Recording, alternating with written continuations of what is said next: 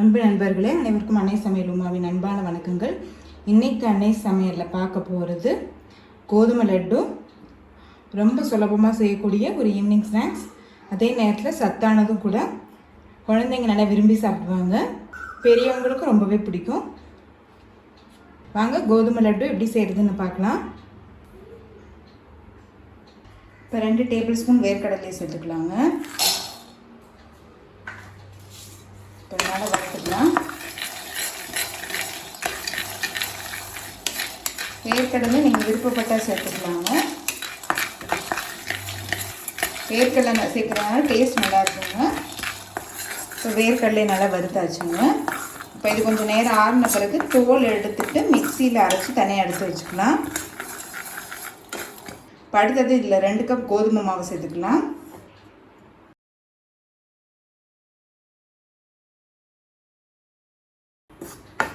இது குறைஞ்சது 8லேருந்து 10 நிமிஷம் வரைக்கும் ஆகும். மீடியம் ஃப்ளேம்லேயே வச்சுட்டு நல்ல வாசனை வர வரைக்கும் வறுத்துக்கோங்க.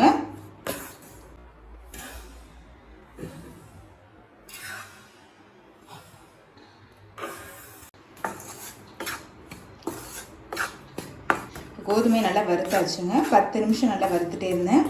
கலர் பார்த்திங்கனாலே தெரியும், நல்லா மாறி இருக்குது. நல்ல வாசனையும் வந்துடுச்சு. அதுலேருந்து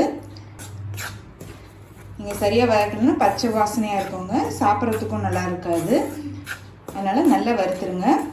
கொஞ்சமாக எடுத்து டேஸ்ட் பண்ணிங்கன்னா தெரியும் அது நல்லா வதக்கியிருக்கோமா இல்லையான்னு சொல்லிட்டு. இப்போ இதை எடுத்து தனியாக வச்சிடலாம். இப்போ 1 கப் சர்க்கரை சேர்த்துக்கலாங்க. 3 ஏலக்காய். இப்போ இதை மிக்சியில் நைஸாக அரைச்சிக்கலாங்க.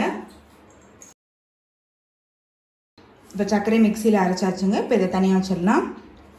இப்போ வேர்க்கடலை மிக்சியில் அரைச்சாச்சு. இப்போ இதை எடுத்து தனியாக வச்சுக்கலாம். வறுத்து வச்சுருக்க கோதுமை மாவு சேர்த்துக்கலாம். இப்போ வேர்க்கடலை பொடியை இதில் சேர்த்துக்கலாம். அரைச்சி வச்சுருக்க சர்க்கரையை சேர்த்துக்கலாம். இப்போ எல்லாத்தையும் நல்லா மிக்ஸ் பண்ணிக்கலாங்க.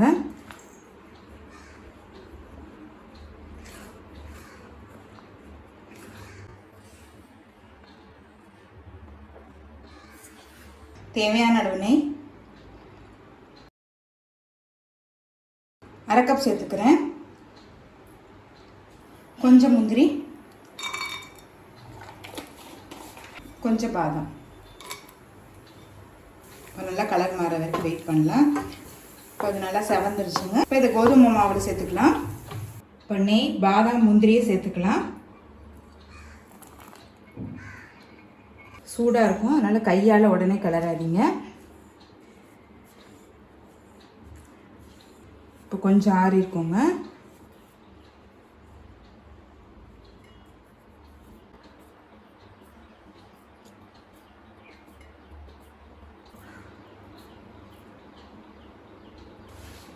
ரெண்டு கப் கோதுமை மாவுக்கு நான் 1/2 கப் நெய் சேர்த்துருக்கேங்க.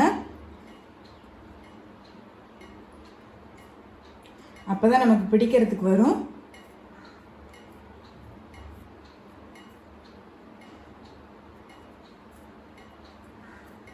இப்போ இதே மாதிரி எல்லாத்தையும் பிடிச்சிக்கலாம்.